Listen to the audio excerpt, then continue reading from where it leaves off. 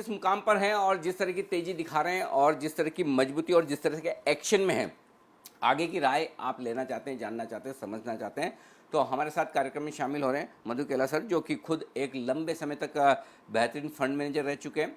जितनी गहरी पकड़ उनकी ग्लोबल मार्केट्स पर है, उतनी ही हिंदुस्तान के बाज़ारों पर भी। जितनी गहरी पकड़ इकोनॉमी पर है, उतनी बाज़ारों पर भी। और जितनी गहरी पकड़ दिग्गज शेयरों पर, मैक्रो पर है, उतनी ही स्मॉल मिड कैप और छोटी से छोटी कंपनियों पर भी। कंपनियों को जांचने, परखने और प्रमोटर्स को पहचानने की ज़बरदस्त काबिलियत और महारत हासिल है मधु सर को। मधु सर, बहुत बहुत स्वागत है आपका जी बिजनेस पर। और शुरुआत करता हूं मैं सबसे पहले बाजार के मूड माहौल के साथ ही। मार्च के महीने में और सितंबर के महीने में मूड बिल्कुल बदला हुआ है। तब पे जबरदस्त निराशा का माहौल था, अब जबरदस्त उत्साह का। बाजार का डायरेक्शन सबसे पहले वो बताएं सर। अनिल जी, बहुत बहुत धन्यवाद आपके साथ जुड़ने के लिए, और आपके सभी दर्शकों को मेरी तरफ से बहुत बहुत बधाई। अनिल जी, आई थिंक उस समय जो एक माहौल बन गया था सितंबर में, मार्च में सॉरी, वो एकदम ही निराशा का था, क्योंकि सबको लग रहा था कि जैसे कि ये कोरोना वायरस की जो प्रतिक्रिया होगी इकोनॉमी के ऊपर, कंपनीज के ऊपर, वो बहुत ज़्यादा खतरनाक होगी, दुनिया जैसे थम जाएगी। और हर समय ऐसा कोई भी माहौल, ऐसा कुछ भी आता है, सबको लगता है कि ये एंड ऑफ द वर्ल्ड है बेसिकली। पर हमने अपनी हिस्ट्री में देखा है, अपने करियर में देखा है, कभी एंड ऑफ द वर्ल्ड होता नहीं है। तो वहां से धीरे धीरे परिस्थितियां ठीक हो रही है। लोग रिकॉग्नाइज कर रहे हैं कि ये कोरोना वायरस से मेडिकली तो अपने को डेफिनेटली बच के रहना है, पर ये कोई एंड ऑफ द वर्ल्ड वाली सिचुएशन नहीं है। अगर आप इसमें देखेंगे, मॉर्टेलिटी रेट पूरी दुनिया में और इंडिया में धीरे धीरे करके घट रहा है, और वो जो कॉन्फिडेंस है वही धीरे धीरे करके बाजारों में और इकोनॉमी में देख रहा है। और लीजिए, दूसरा है जो इस वक्त जो रिस्पॉन्स आया है सब तरीके से, all governments, all central bank इतना पैसा डाल दिया है कि इक्विटी मार्केट में तो तेजी होना ही था बेसिकली। इतनी ज्यादा लिक्विडिटी अगर आप जीरो इंटरेस्ट रेट में डाल दोगे पूरे ग्लोबली, तो ऑब्वियसली कहीं ना कहीं वो इक्विटी में रिफ्लेक्ट होगा। और आप अगर देखिए तो इंडिया में तो कुछ नहीं है सर, माहौल तो अमेरिका में बना हुआ है, जहाँ की जैसे आप और जो मैं जिस टेक्नोलॉजी में बात कर रहे हैं, जूम, उसके शेयर ही 5 गुना हो गए। मतलब $100 बिलियन या 80 to 100 बिलियन डॉलर का मार्केट कैप एडिशन हो गया इन द लास्ट 6-7 मंथ्स। तो तेजी तो वहां चालू है उस लिक्विडिटी की और एक जो रैली की। बिल्कुल। आप जो कह रहे हैं कि इंटरेस्टिंग चीज़ है कि लिक्विडिटी और साथ ही 0% की ब्याज दरें, बिल्कुल ब्याज दरें शून्य के बराबर है। दोनों ही बाहर से इम्पोर्टेड है, अमेरिका से। तो क्या ये समझें कि ग्लोबल मार्केट्स में जो इतनी ज़बरदस्त तेज़ी चल रही है, इतनी रैली चल रही है, चलती रहेगी, या अब अमेरिका के इलेक्शन नज़दीक आ रहे हैं तो थोड़ी सावधानी होनी है? ग्लोबल मार्केट्स का आउटलुक आपसे लेना चाहता हूँ सर।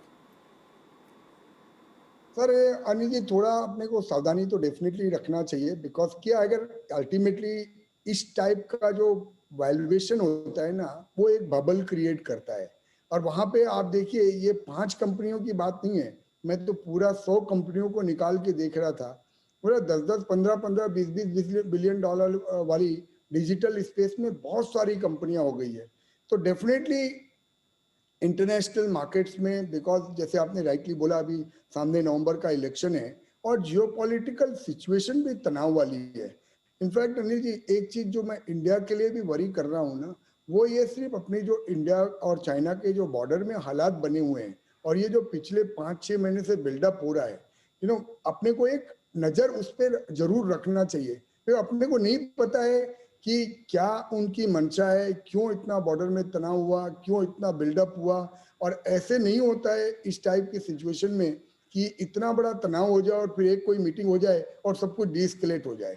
तो जियोपॉलिटिकली ऑल्सो जिस हिसाब का तनाव बना हुआ है, अमेरिका का इलेक्शन सामने है, और ये इंडिया चाइना बॉर्डर में भी जो एक सिचुएशन बनी हुई है ना, अपन उसको नजरअंदाज नहीं कर सकते हैं। बिल्कुल ठीक बात है। तेजी का मूड माहौल हो, लेकिन जो कुछ नए फैक्टर्स सामने आ रहे हैं उन पर भी नज़र रखना है। लेकिन एक बड़ा फैक्टर सामने आया है जिसने बाजार में फिर से जान लाने का काम किया है, जोश भरने का काम किया है, जो सेबी ने पिछले वीकेंड पर एक फैसला दिया है। मल्टी कैप फंड्स के रीअलोकेशन का। As a fund manager, as a market expert, इतना वेटरन आप हैं, इतने बड़ा अनुभव आप रखते हैं, कैसे देखते हैं इसे और कितना फ़ायदा इसका होगा? अनिल जी, मेरे हिसाब से ये बहुत अच्छा स्टेप है कि मैंने बड़ा बड़े सारे सोशल मीडिया में सबके कमेंट देखे। मैंने काफी सारी जगह पे पढ़ा, लास्ट 2 दिन में सब लोग अपना अपना कमेंट मार रहे हैं। मेरा ये व्यू ये है कि ये, हालांकि ये रेगुलेटर का काम नहीं है कि आप डायरेक्ट करो कि कौन से शेयर लेने चाहिए, कौन से शेयर नहीं लेने चाहिए। That I accept. But at the same time जो वो सर्कुलर आया था 2018 में, उसमें एक हिसाब से जो कंसंट्रेशन है वो एक्चुअली लार्ज कैप की तरफ हो गया। अब आपने लार्ज कैप फंड को डिफाइन कर दिया, अब आपने मिड कैप फंड को डिफाइन कर दिया, आपने स्मॉल कैप फंड को डिफाइन कर दिया। सिर्फ जो डेफिनेशन रह गई थी वो एक मल्टी कैप फंड्स की रह गई थी कि मल्टी कैप फंड्स को कैसे इन्वेस्ट करना चाहिए। तो मुझे नहीं लगता है कि सेबी ने कोई मल्टी कैप फंड का डेफिनेशन देके कुछ गलत किया है। और ये जो क्रिटिसिज्म आ रहा है कि जो सेबी डायरेक्ट कर रहा है फंड मैनेजर्स को, I think it is just a supplement of that circular which came in. और जो अब आप मल्टी कैप बोल रहे हो, मेरा पॉइंट ये है अनिल जी, हालांकि फंड मैनेजर के हाथ में ये बात है कि आप मल्टी कैप अगर फंड बोल रहे हो कि जब आपको लार्ज कैप में तेजी लगती है लार्ज कैप लोगे, और जब आपको स्मॉल और मिड कैप में तेजी लगती है आप स्मॉल और मिड कैप लोगे। पर अगर आप सर्कुलर जब से आया ये मल्टी कैप का, तब से आप देख लीजिए कितना मूवमेंट हुआ है। Even in the worst time, even जब मार्च में ये स्मॉल कैप और मिड कैप कंपनियां इतनी ज्यादा सस्ती हो गई, उस समय भी कोई बहुत बड़ा लार्ज मूवमेंट नहीं हो गया large cap to mid cap and small cap. So I think being true to the definition of multi cap, अगर बाकी सबको डिफाइन किया गया है कि आप बाकी सब फंड कैसे चलाएंगे, तो मुझे नहीं लगता है कि मल्टी कैप का डेफिनेशन करना गलत था। और दूसरा, as a individual investor and a market participant, I am very very happy about this move, because I think India इतनी बड़ी कंट्री है, 140 करोड़ का लोगों का पॉपुलेशन है और इतना एंटरप्रेन्योरशिप है। यहाँ पे पोलराइजेशन सिर्फ 50-100 टॉप कंपनीज में नहीं हो सकता है जी। अपन देखते हैं, अगर इस टाइप की कंपनीज को वैल्यूएशन मिलेगा, स्मॉल और मिड कैप कंपनीज को, there will be lot of fund raising, there will be lot of new companies which will come. जैसे आप देखिए ये 2-3 कंपनियां तो अभी लिस्ट होने वाली है, पर अगर इस वो स्पेस पे इंटरेस्ट ही नहीं है तो कोई एंटरप्रेन्योर लिस्ट भी कैसे करेगा। तो मैं तो बहुत खुश हूं कि अगर मार्केट ब्रॉड बेस होता है तो, एंड थोड़ा वैल्यूएशन रिफ्लेक्शन, क्या ऐसा नहीं है कि स्मॉल और मिड कैप कंपनीज में दम नहीं है या उनमें फंडामेंटल स्ट्रेंथ नहीं है। तो I am overall quite happy. अब दैट ये इस जगह में भी थोड़ी चहल पहल रहेगी। बिल्कुल बिल्कुल, और आपकी तो गहरी पकड़ भी है। छोटी कंपनियों को आपने पिछले अपने 35-40 साल के करियर में कई गुना बढ़ते हुए देखा है। एक स्पेस जो आपके दिल के बड़ी करीब रही है, चूंकि छोटी कंपनियों की बात निकली तो मैं यहाँ पूछ लूँ, जो फार्मा और एपीआई वाली कंपनियां जिसमें आपने कई अब वो तो पब्लिक डोमेन में है, Laureus labs, Solara active pharma, इस तरह की कंपनियां आपने काफ़ी लंबा निवेश किया, और पूरे लॉकडाउन में यही एक स्पेस जो सबसे मजबूती से आगे बढ़ी है। इस सेक्टर पे आपका आउटलुक चाहिए sir. Anil ji, with full disclosure, आप डिस्क्लेमर और डिस्क्लोजर दे दीजिएगा जरूर कि हम किसी को रेकमेंड नहीं कर रहे या शेयर लेने के लिए, पर ये स्पेस अभी भी मुझे अच्छा लगता है। इसमें अभी भी वैल्यूएशन बहुत एग्जॉर्बिटेंट नहीं है, ग्रोथ का विजिबिलिटी है अगले 1-2 साल में। और जिस हिसाब का चाइना का ओवरऑल माहौल बन रहा है, चाइना में लेट्स से $50 बिलियन का एक्सपोर्ट्स होता है एपीआई का, इंडिया से सिर्फ 5 बिलियन होता है। अगर आप सोचो कि 10% भी शिफ्ट हो सकता है over a period of time, मैं ये केस भी नहीं बोल रहा हूँ कि 1 साल में हो जाएगा, पर अगर 10% भी शिफ्ट हो सकता है तो इंडिया का 100% इजाफा हो जाएगा in the size of business. और मुझे लगता है इंडिया में एक कॉम्पिटेंस है, यहाँ पे लोग हैं, यहाँ पे जितने आपको पीएचडी चाहिए, जितने केमिस्ट चाहिए उतने मिलेंगे। और जब कंपनियों से मैं बात करता हूँ, मैं रेगुलर आजकल जो कंपनी के कॉन्फ्रेंस कॉल्स होते हैं वो भी मैं अटेंड करता हूँ, तो कंपनियां भी काफी अपबीट है। और कुछ बड़ी कंपनियों ने ये बोला भी है कि उनके पास additional inquiry from both American and European companies आ रही है। तो ये बहुत अर्ली स्टेज है। आपने और मैंने देखा है कि जब कोई सेक्टर में तेजी आती है तो वो जनरली एक साल के अंदर खत्म नहीं हो जाती है, कभी ये तेजी बहुत लंबी होती है। जैसे पिछले टाइम में अपन ने देखा जब रियल एस्टेट में तेजी आई थी अनिल जी, पावर में जब तेजी आई थी तो 2003 से 2008 तक तेजी चली थी। जब फार्मा में लास्ट टाइम तेजी आई थी जब 2009 से 2014 तक चली थी वो तेजी। तो मुझे लगता है कि definitely corrections are part of the market, तो कोई भी चीज करेक्ट कर सकती है, पर इसमें जूस अभी बहुत बाकी है। बिल्कुल। अच्छा, ये चूँकि कोरोना के वक्त ज़िंदगी में बहुत सारी चीज़ें बदली है और हमने घर से काम करना सीखा है, टेक्नोलॉजी का इस्तेमाल करना सीखा है। जाहिर सी बात है निवेश करने के तरीके भी बदले होंगे। तो क्या निवेश करने के तरीकों में, स्टॉक्स सिलेक्शन के तरीकों में आपने किसी तरह का कोई बदलाव किया है कोरोना के समय में, सीख कर, देख कर? और क्या कुछ नई थीम्स ऐसी आपको नज़र आ रही है कि अब ये इन्वेस्टमेंट के लायक थीम्स बन रही है, ये सेक्टर्स ऐसे हो रहे हैं जो आगे चलते हुए अच्छा करेंगे, ऐसा कुछ दिख रहा है सर?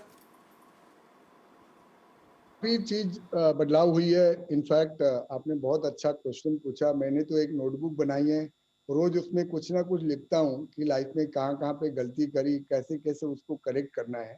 और एक बारी आपके साथ लंबा उसके बारे में अलग से सेशन करेंगे। पर मैं ये बोल सकता हूँ कि स्टॉक मार्केट में जब भी आप, ये सबसे बड़ा जो बदलाव है ना, कभी भी अगर आपको ये पता लग गया कि आपको 100% सब कुछ आ गया है, तो आप ये समझ जाओ वो आपका एकदम पीक होगा। मतलब यहाँ पे सीखने को रोज कुछ बहुत कुछ है। और मैंने ये सीखा है कि अल्टीमेटली अगर आपने अच्छे एंटरप्रेन्योर, अच्छे बिजनेसेस में एक पैसा लगा के रख दिया ना अनिल जी, तो ही आपको वो डिस्प्रपोर्शनेट रिटर्न मिलता है। अब आप देखिए ये एपीआई के सेक्टर में 20 साल बाद क्या होगा किसी को नहीं पता, पर वो 140 करोड़ मार्केट कैप में डिवीज लैब जो लिस्ट हुआ था 2003 में, अगर किसी ने भी शेयर लेके रखा होगा, आज 90,000 करोड़ का market cap. This is called wealth creation. तो मैंने ये देखा कि इस वक्त ना अगर कोई अच्छी थीम अपने को पकड़ में आ जाए, अच्छी कंपनी पकड़ में आ जाए, उसके बाद अपने को बहुत ज्यादा उसको टाइमिंग करने का या ये बोलने का कि मैं शाना हूं और मेरे को एकदम नीचे में मिल जाएगा और मैं एकदम पीक में बेच दूंगा, वो वो आई थिंक इन्वेस्टर्स को जान लेना चाहिए कि वो पॉसिबल नहीं है। तो ये मेरा सबसे बड़ा अनुभव जो रिफ्लेक्शन के बाद हुआ है, इन साल इस टाइम भी ये हुआ है। नए सेक्टर की जो आप बात कर रहे हैं, तो अभी एक जो सेक्टर है ना which is completely hated, which is one of my criteria, मैं देख रहा हूँ ये पीएसयू कंपनीज को अनिल जी बहुत करीब से। और मुझे लगता है कि गवर्नमेंट का जो हालात है अभी, जो फिस्कल डेफिसिट का जो सिचुएशन है, इसमें अगर दो चार कंपनियों का स्ट्रेटेजिक डिसइन्वेस्टमेंट होता है तो इस सेक्टर में काफी बड़ा इजाफा हो सकता है, क्योंकि इसमें अंडर ओनरशिप बहुत है, बहुत सस्ती कंपनियां, बहुत ज्यादा सस्ती है। और अपन ने देखा था कि 2001-2 में जब स्ट्रेटेजिक डिसइन्वेस्टमेंट हुआ पब्लिक सेक्टर कंपनीज का, तो कितनी बड़ी वेल्थ बनी हिंदुस्तान जिंक में और कितनी सारी कंपनीज में। तो ये एक चीज है जिसके ऊपर मेरी पूरी पैनी नजर है और मैं बहुत करीब से इसको एनालाइज कर रहा हूँ और इंतजार कर रहा हूँ कि दो चार कंपनियां कब स्ट्रेटेजिक डिसइन्वेस्टमेंट हो। और इसमें साइज ऑफ अपॉर्चुनिटी अगेन बहुत बड़ा है। तो ये एक सेक्टर है जिसमें अपने को नजर रखनी चाहिए। बिल्कुल। और मैं और जानता हूँ कि कई सारे ऐसे स्टॉक्स, कई सारे सेक्टर्स ऐसे हैं जहाँ पर मधु सर का मिडास टच वो आ जाए तो उन स्टॉक्स का, उन सेक्टर्स का मतलब पूरा मूड, माहौल बदल जाता है। और अब सरकारी कंपनी पर आप पॉजिटिव होते दिख रहे हैं। सर आप कुछ कहना चाहते थे जी?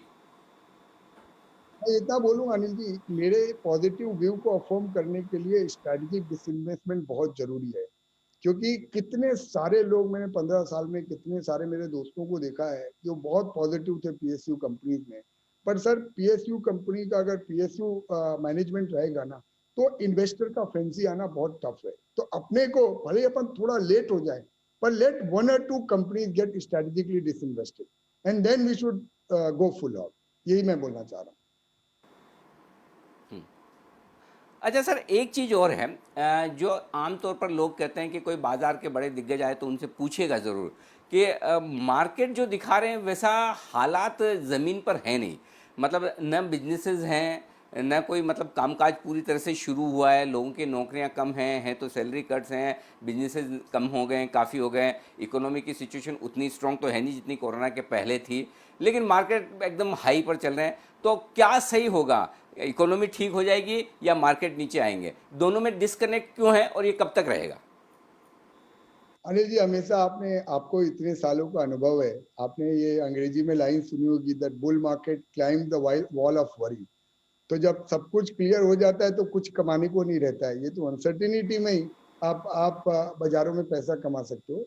तो मेरा ऐसा मानना है कि थोड़ा दोनों भी हो सकता है। इकोनॉमी तो डेफिनेटली इंप्रूव होगी, और अपने को दिख ही रहा है, जो हालात मार्च अप्रैल में हो गए थे उससे काफी सेक्टर्स में हालात अभी बेटर हुए हैं इन द लास्ट 6 मंथ्स। और मुझे लगता है कि जैसे जैसे ये कोरोना वायरस का फियर रिसीड होगा, वैसे इकोनॉमी तो पिकअप करेगी। सरकार ने भी काफी सारी चीजें करी है टू लिफ्ट द इकोनॉमी। जो 20 लाख करोड़ का पैकेज आया था मार्केट के लिए, तो एक दिन की बात थी, बट वो इम्प्लीमेंट तो हो ही रहा है इन पार्ट्स। एंड ऑफ कोर्स बाजारों में भी आपको कहीं ना कहीं जाके सेक्टर वाइज या थीमेटिक वाइज कहीं ना कहीं करेक्शन दिखेंगे, तो दोनों होगा। पर अनिल जी, एक बात मैं बोल सकता हूँ एज एन इन्वेस्टर, अभी भी यहाँ पे काफी सारी मिड साइज और लार्ज कंपनीज है, जहाँ पे अगर के इन्वेस्टर का 3-5 साल का व्यू है तो अभी भी पैसा कमाने को काफी अपॉर्चुनिटी है। बिल्कुल। और उसके लिए सर प्रॉब्लम ये है ना कि आप जैसी एक्सपर्टाइज और इंसाइट चाहिए कंपनियों को पढ़ने समझने की, मैनेजमेंट को जानने पहचानने की, वो बड़ी चीज़ है। लेकिन एक चीज़ बताएं सर कि जी जी जी जी मधु सर जी। आप इतना अच्छा काम कर रहे हो, मैं कभी कभी बिजनेस देखता हूँ, आप इतने सारे एक्सपर्ट्स को लाके छोटी छोटी जी कंपनियों के बारे में समझाते हैं। आई थिंक व्यूअर्स अगर ध्यान से देखे और उसके बाद अपना होमवर्क करे, तो this is the biggest service any media company can do, कि आप कोई छोटी सी कंपनी का भी इतना डिटेल में एनालिसिस करवा रहे हो अपने चैनल में, और क्रेडिबल लोगों के साथ आप वो एनालिसिस करवा रहे हो। तो I think you are doing a great job. नहीं, कोशिश यही करते हैं सर कि देखिए जो ट्रेड करते हैं वो तो करेंगे, वो रुकने वाले नहीं, तो उन्हें सही गाइडेंस मिल जाए, और दूसरा जो इन्वेस्ट करना चाहते हैं उन्हें सही डेटा और रिसर्च मिल जाए, वो हम करने की कोशिश ज़रूर करते हैं। और उसमें काफ़ी कुछ हमें मार्गदर्शन गाइडेंस आप जैसे दिग्गजों का भी मिलता है। एक और चीज़ है जो बाज़ार में लोग बात करते हैं कि देखिए निफ्टी तो है ठीक है, 11,500 पर है, सब कुछ है, लेकिन कुछ ही स्टॉक्स की तेज़ी हो रही है और कुछ ही स्टॉक से मार्केट इतना ऊपर है। दो चार स्टॉक को निकालते तो शायद निफ्टी भी 10,000 का हो, और बाकी जो पार्टिसिपेशन आपको चाहिए मिड कैप स्मॉल कैप शेयरों का, वो उतना है नहीं। क्या समझे, अब रैली और ब्रॉड बेस होगी क्या मार्केट में, और निफ्टी में इंडेक्स में भी दूसरे स्टॉक्स का पार्टिसिपेशन भी बढ़ेगा सर? तो निफ्टी में बढ़ेगा कि नहीं बढ़ेगा ये मुझे नहीं पता, क्योंकि आप जो बोल रहे हो डेफिनेटली पोलराइजेशन तो है ही है। और वही मैं बोल रहा था कि चुनिंदा 20-25-30 कंपनियों में ही मैक्सिमम पैसा गया है लास्ट 2 साल में। तो अगर इंडिया प्रोग्रेस करेगा अनिल जी, और अपनी अपनी इकोनॉमी वापस ट्रैक में आएगी, तो डेफिनेटली ब्रॉड बेस्ड रैली होगी। मैं ये नहीं बोल रहा हूँ कि 2000 की 2000 कंपनियां चलेगी, पर 20 कंपनियों के भरोसे, 30 कंपनियों के भरोसे तो देश नहीं चल सकता है ना सर। बस बिल्कुल सही बात है। और अब अगर ये जो नए फैसले आए हैं इसके चलते स्मॉल कैप मिड कैप शेयरों में अगर खरीदारी होगी, इन कंपनियों को पैसा रेज करने में आसानी होगी, तो कई सारी कंपनियां जो स्मॉल से मिड कैप और मिड कैप से लार्ज कैप बनेगी, डेफिनेटली इसमें कोई डाउट नहीं है। अब आगे चलते हुए बाजार में उन इन्वेस्टर्स के लिए मैं आपसे राय लेना चाहता हूं जो जिन्हें हमने नाम दिया है सर अभिमन्यु का। अभिमन्यु का नाम इसलिए दिया है कि ये लॉकडाउन के पीरियड में वो ऐसा हाल था कि बैठे बैठे क्या करें, करना है कुछ काम तो घर पे कुछ काम है नहीं, सब बंद है, तो बहुत लोगों ने अकाउंट खुलवाए, आपने तो डेटा देखी है, ट्रेडिंग भी शुरू की है, इन्वेस्टमेंट भी शुरू की है, और तेज़ी का स्वाद भी चखा है। ये नए जो इन्वेस्टर्स और ट्रेडर्स अब आए हैं बाजार में, उन्हें आप क्या राय देंगे? तो बाजार में लोगों का ये एक स्केप्टिसिज्म है कि जब भी रिटेल आता है तो पीक हो जाता है। मैं बोलूं आपको अनिल जी, मेरा अनुभव है, क्योंकि मैं तो रिंग के जमाने से स्टॉक मार्केट के बाजू में रहता था। There is a class of Indian professional investor. एक वो आदमी है ना जो छाता लेके चुप से पीछे से आता है और 2000 शेयर कभी अंबुजा का खरीदता है, 1000 शेयर कभी रिलायंस का खरीदता है। और ऐसे इन्वेस्टर्स का क्लास इंडिया में बहुत बड़ा है। मैं बोल सकता हूँ आपको, ऐसे 30-50 हजार लोग भी होंगे तो I will not be surprise, जो अच्छी तरीके से चुनिंदा शेयर खरीदते हैं। और मुझे लगता है उस टाइप के इन्वेस्टर्स भी काफी आए हैं। तो इस बात को जनरलाइज करना ना कि इतनी सारी रिटेल पब्लिक आ गई है तो डेफिनेटली इंडिया में यूफोरिया हो गया और स्टॉक मार्केट करेक्ट हो जाएगा जस्ट बिकॉज कि इतने सारे रिटेल इन्वेस्टर आ गए हैं, मैं इस बात को बिल्कुल नहीं मानता हूँ। मैं तो ऐसे इसको देखता हूँ, ये तो अभी शुरुआत है कि लोग जो 15, 20, 25 साल से इक्विटी में एक्टिवली इन्वॉल्व भी नहीं थे या एक्चुअली इक्विटी को ट्रैक ही नहीं करते थे, मे भी कोरोना वायरस एक कैटलिस्ट बन गया उनके लिए बाजारों को देखने का। और आपने जैसे बोला कि उन्होंने तेजी का अभी तो स्वाद चखा है, तो अभी तो बहुत जनता आनी बाकी है अनिल जी। अभी कितने लोग आए हैं, अभी तो बहुत जनता आनी बाकी है। और अगर अपनी इकोनॉमी अच्छा करती है और बाजारों पे रिफ्लेक्शन होता है तो अभी तो बहुत सारे लोग आने बाकी है। तो मैं इस बात को बिल्कुल नहीं मानता हूँ कि जस्ट बिकॉज अपन ने 25-50 लाख नए इन्वेस्टर देख लिए ये लॉकडाउन में तो ये तेजी पूरी होने का कारण है। बिल्कुल।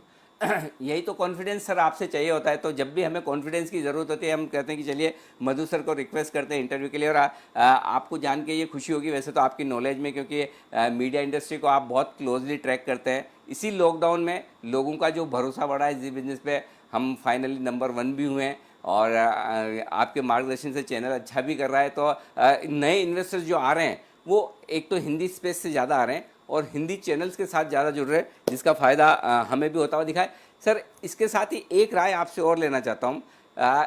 एक तो मधु केला वो थे जो एक सबसे बेहतरीन सबसे बड़े फंड मैनेजर के हेड थे, म्यूचुअल फंड चलाते थे। अब एक मधु केला ऐसे हैं जो अपना वेंचर चलाते हैं। दोनों में क्या फ़र्क है? एक तरफ आप दूसरों का पैसा मैनेज करते हैं, एक तरफ आप अपना पैसा मैनेज करते हैं, तो स्ट्रेटेजी में क्या फ़र्क आता है सर?